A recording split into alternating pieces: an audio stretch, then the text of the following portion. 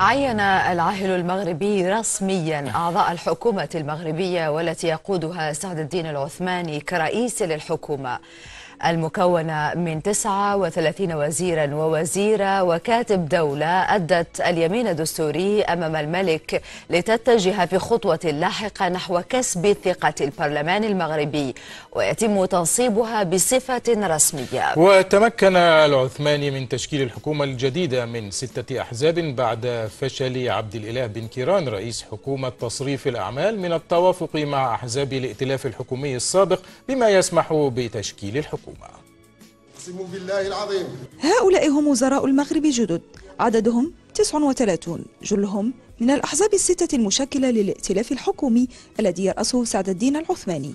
هم اليوم حقيقة ملموسة بعد أن ظلت أسماؤهم في علم غيب لأزيد من 5 أشهر لتأتي لحظة تعيينهم رسميا من طرف ملك البلاد.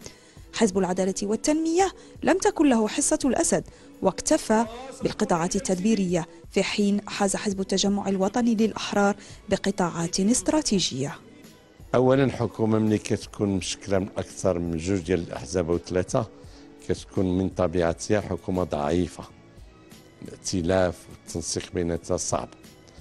ثانيا ملي كتكون الحكومة فيها واحد التيار واضح هو التيار ديال الحياة الاقتصادية والمالية والتجارية والصناعية في حزب واحد، معنا راه هو هذا الحزب غادي يكون عنده تأثير كبير فيما يخص الميزانية ديال الدولة والمخططات الاقتصادية والبعد الاجتماعي ديال السياسة الوطنية. كان الممكن الخروج بسقف أكبر من هذا الذي وصلنا إليه في هذه الحكومة. على الأقل كان من الممكن أن تبقى وزارة العدل لدى حزب العدالة والتنمية، وكان ممكن أيضا أن يظل حزب العدالة والتنمية داخل وزارة المالية، وأيضا يمكن أن يتمتع حزب العدالة والتنمية ببعض القطاعات الاستراتيجية. وزارات السيادة كالخارجية والداخلية والأوقاف والشؤون الإسلامية استأثرت بالاهتمام كالعادة، لكنها لم تخلق المفاجأة وظلت خارج سياق التوزيع الحزبي للحقائب الوزارية. المغرب أصبحت عنده مكانة متميزة وأصبح صوته وازن، وهذا كيطلب من الدبلوماسية المغربية أنها تكون في مستوى هذا الرؤية الملكية وفي مستوى هذا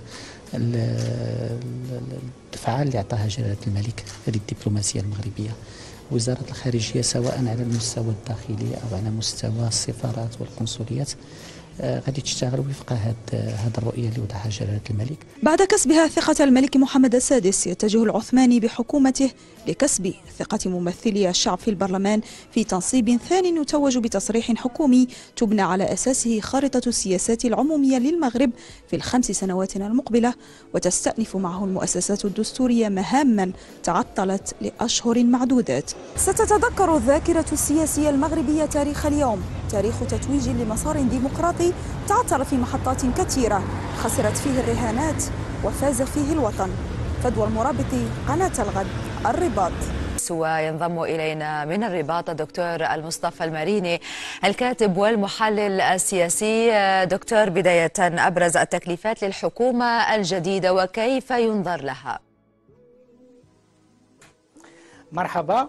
أولا كان واضحا وقد قلنا هذا يعني عبر هذه الإذاعة العربية المحترمة منذ تعيين سعد الدين العثماني رئيسا للحكومة بعد إعفاء زميله في الحزب عبد الإله بن كيران الذي لم يوفق في هذه المهمة لاعتبارات متداخلة، أن المطلوب من رئيس الحكومة الجديد أن ينفتح على الشركاء السياسيين وأن يعيد النظر في المنهجية التي كان يعتمدها رئيس الحكومة المعفى في مشاوراته مع الأحزاب السياسية. وبالفعل رئيس الحكومة الجديد فهم الرسالة وانفتح على الأحزاب السياسية وأعلن التشكيلة الحكومية التي قدمت اليوم أو التي عينها الملك محمد السادس اليوم طبقا لأحكام الدستور، وبالتالي لم تكن ثمة مفاجآت في هذا الموضوع. وهل بهذه التشكيلة انتهت حالة الاحتقان السياسي يعني في الشارع المغربي دكتور؟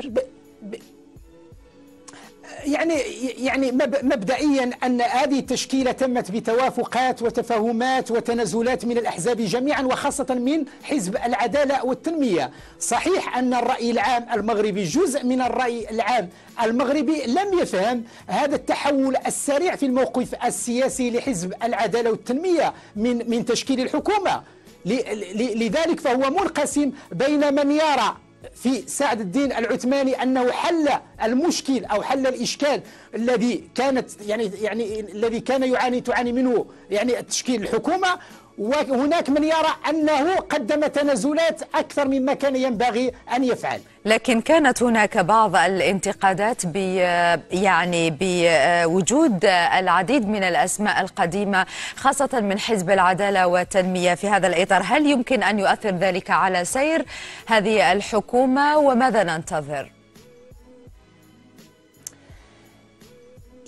الحكومة تشكلت بما لها وما عليها. صحيح أنك أنا قلت تشكلت بناء على تفاهمات وتنازلات.